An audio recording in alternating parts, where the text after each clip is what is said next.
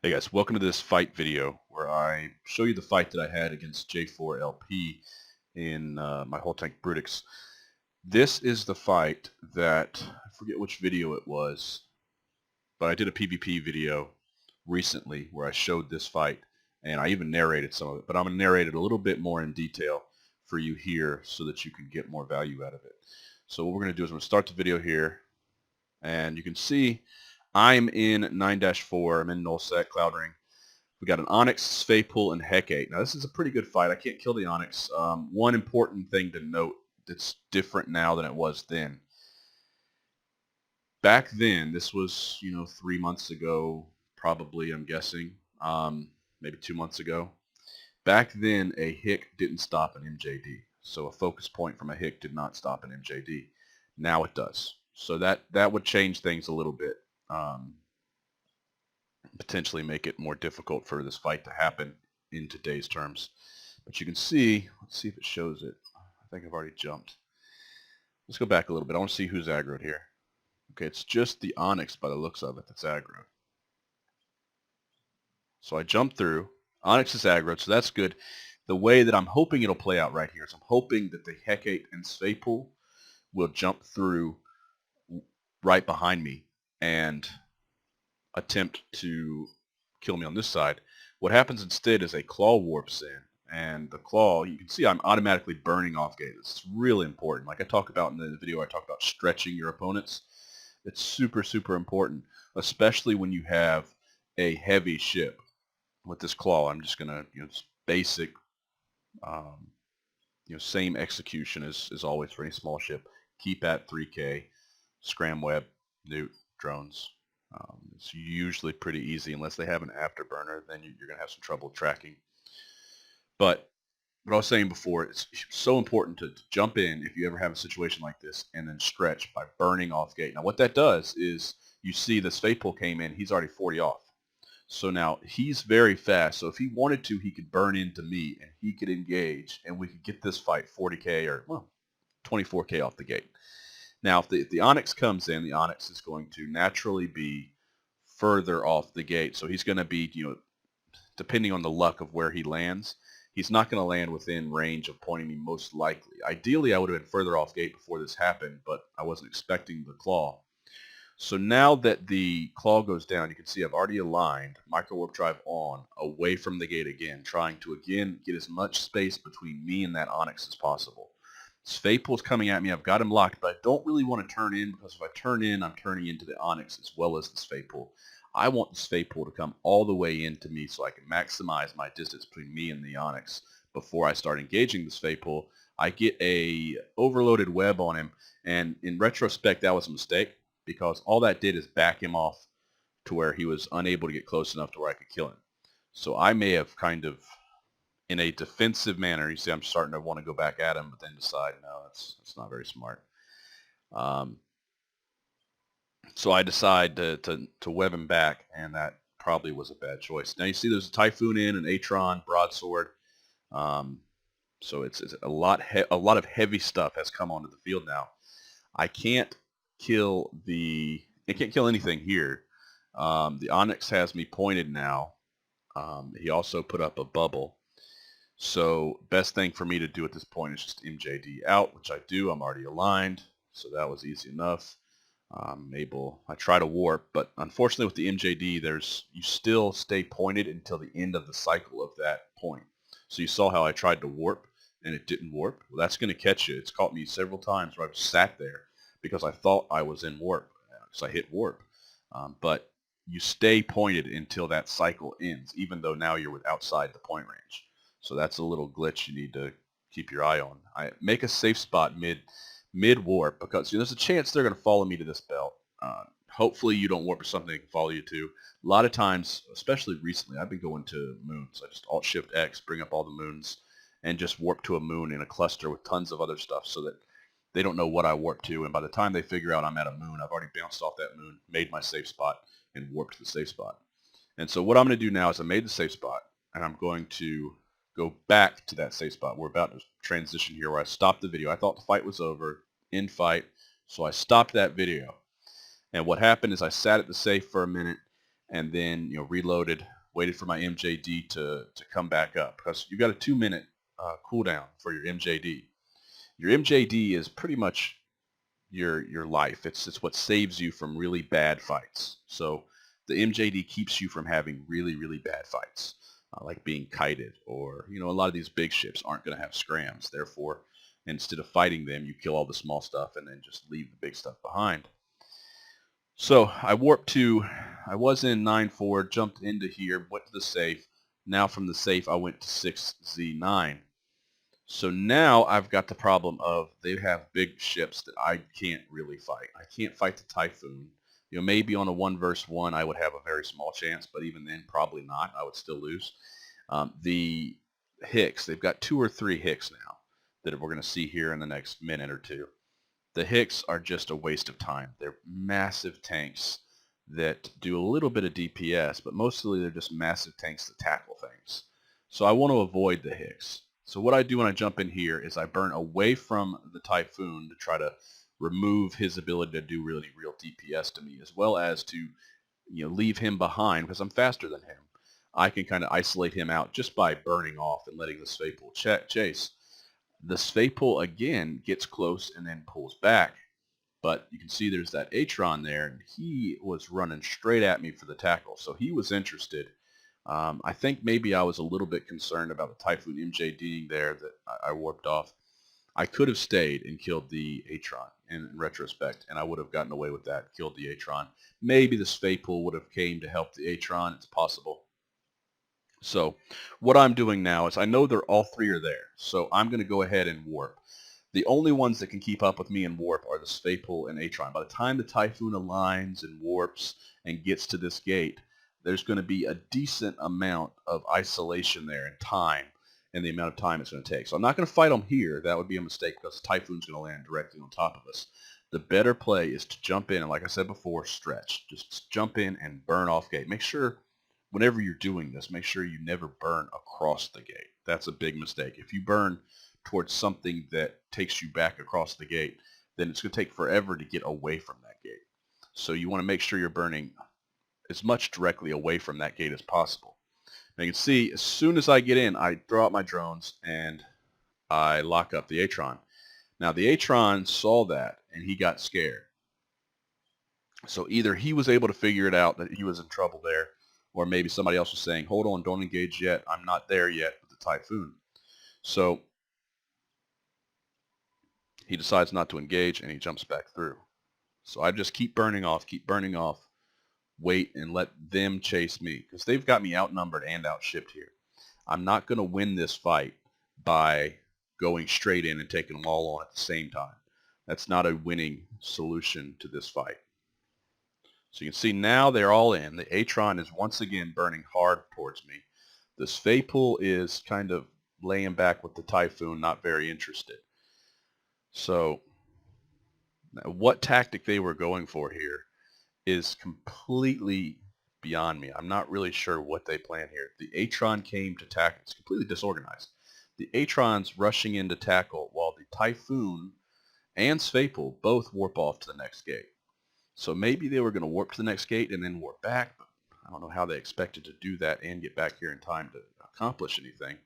I was worried about an MJD, because he could have MJD'd right on top of me, that Typhoon, if he had an MJD.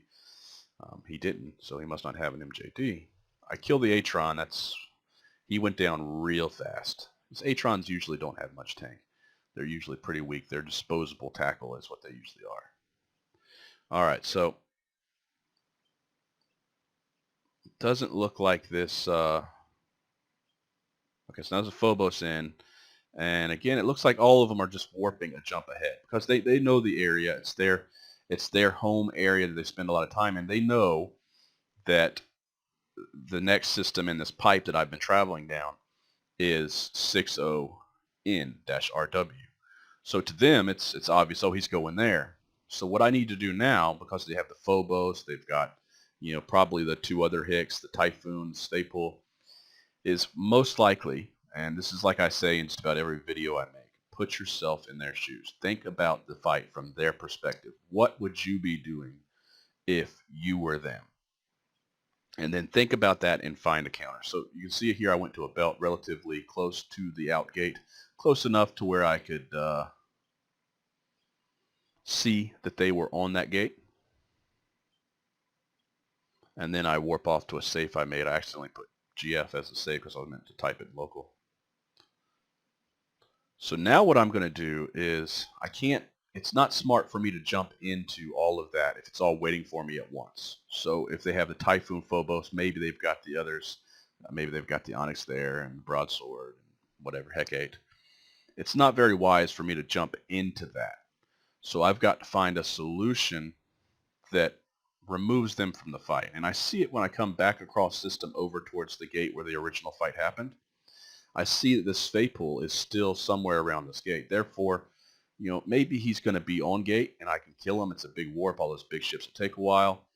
And then you also look at local. Local just dropped. So that means that those big ships have jumped into the next system and are just sitting there waiting for me. Like I said, you think of it from their point of view, and from their point of view, I'm going to be going that way out. So I say, well, forget that. Why go the way they're waiting for me? Let's go the opposite direction. Let's just turn around completely, go the opposite direction. And now I remember the name of the video that I did about this fight. It was You Sneaky Ass, because of what the guy says at the end. And so this couldn't have worked out more perfect. They were all 45 AU and one jump away. So now here I go turning around, and they were all camping, waiting, expecting me to jump into them, and they would just completely blob me. Faepool happened to be right there on gate waiting, which is perfect. That's perfect. So the Faepool's right there waiting for me. He sees me, so now he's on comm saying he's going back the other direction. He turned around.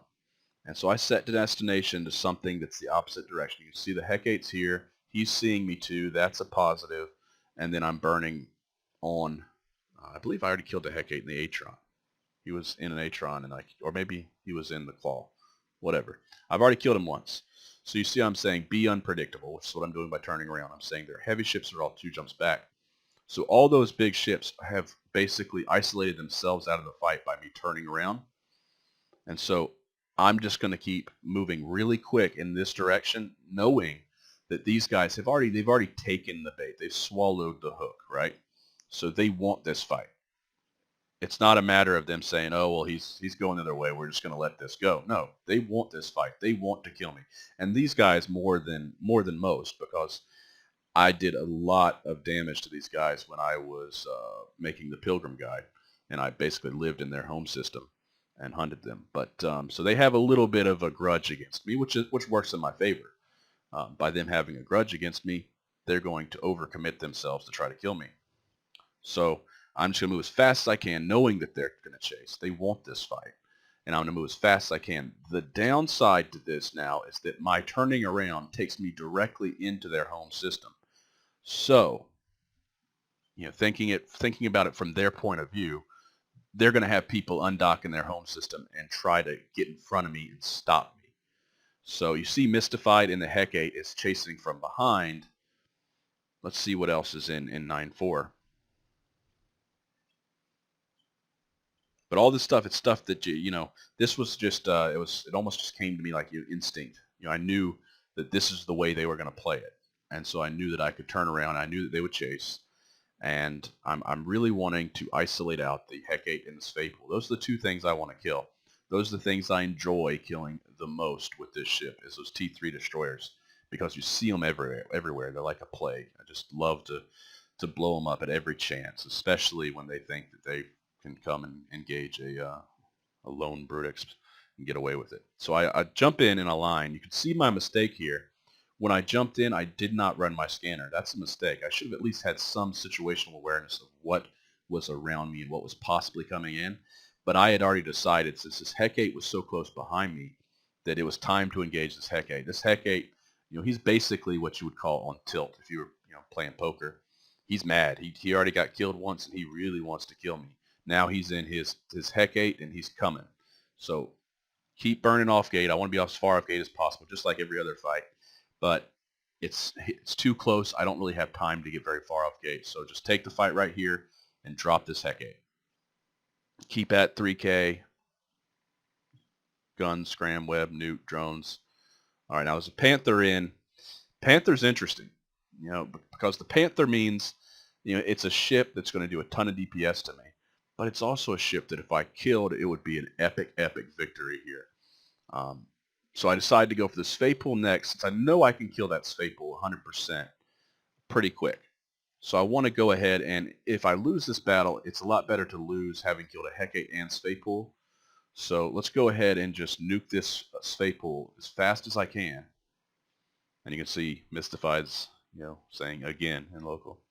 Nuke the Svaypool as fast as you can. And then go for the Panther. I'm locked down now. I have no chance of escaping this fight. This fight ends right here. Broadsword's now in field. The Panther has me neuted, scrammed, webbed, and long pointed. No MJD for me. I try it anyway. It doesn't work. So now the time is to engage that Panther and do my best to kill it before I die. So I'm going to switch to Void because I need every ounce of DPS I have. The good thing about Panthers is that the common way to fit them is a buffer tank, not an active tank. So that works in my favor. He's usually going to be an armor buffer because I fly a Panther. So that's the way mine is. It's an armor buffer tank. So you can see I'm getting into his armor. We're not seeing any reps yet. My big problem here is you see I'm running my newt on him. I mean, hindsight's 20/20. But in hindsight, I should not have run that newt on this Brutix, on this Panther, because what's it going to accomplish? I'm not going to overwhelm his capacitor, and I'm just wasting capacitor of my own. Thankfully, I just turned it off. And I'm about to go cap dead because this guy is neuting me. So there I go cap dead, and that pretty much ends the fight. Once I'm cap dead, even though I still have structure, my drones are going to stay on him, but I don't have enough capacitor to run my guns.